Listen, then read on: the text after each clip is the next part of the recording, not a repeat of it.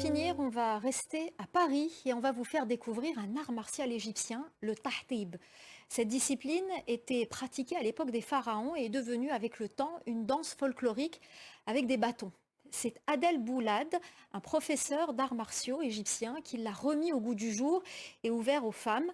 Aujourd'hui, il se bat pour l'imposer aux Jeux Olympiques en 2032. James André et Aziza Wassef l'ont rencontré à Paris.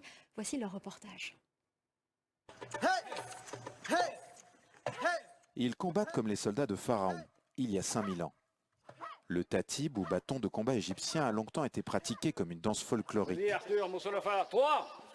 Jusqu'à ce qu'Adel Boulad, un moniteur d'arts martiaux égyptiens, visite le site d'Abou Sir, à 25 km du Caire. Là, il découvre l'art du tatib gravé sur les murs et rencontre des gardiens pratiquants. J'étais étonné, ils avaient la même philosophie, la même approche, le même sens des gestes, etc. Et à ce moment-là, on a pratiqué ensemble. Et là, je me suis dit, ça méritait autre chose. Donc le folklore et la danse que l'on voit depuis une quarantaine d'années sur les scènes cachaient un vrai art martial gravé et documenté sur les tombes depuis plus de 5000 ans non-stop. Ça ne s'est pas arrêté.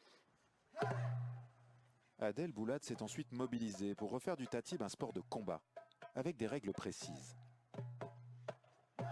Il l'a promu à travers le monde et formé 15 instructeurs en Égypte.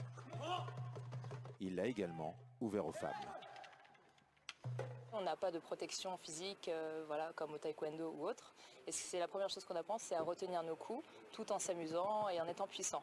On a l'avantage d'avoir des percussions, tout un rythme et une célébration. C'est vraiment festif. J'ai déjà pris des coups de bâton mais je n'ai jamais rien eu de grave. Ça fait un petit bleu, c'est tout. Inscrit au patrimoine immatériel de l'UNESCO depuis 2016, le tatib compte une centaine de pratiquants en France. Aujourd'hui, l'association participe à un gala dans le 14e arrondissement de Paris. L'objectif est de recruter. L'art martial égyptien suscite l'intérêt, notamment grâce aux percussions. C'est le lien entre le public et les jouteurs. Hein.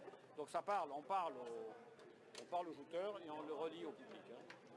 Ça s'appelle Da'et el-Alb, hein, c'est le rythme du cœur.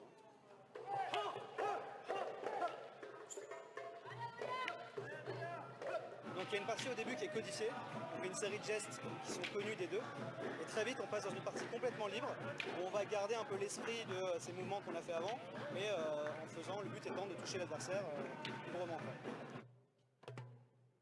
Adel Boulad veut maintenant faire du tatib une discipline olympique lors des Jeux de 2032. Pour ce faire, il faut que le sport soit pratiqué dans 40 pays.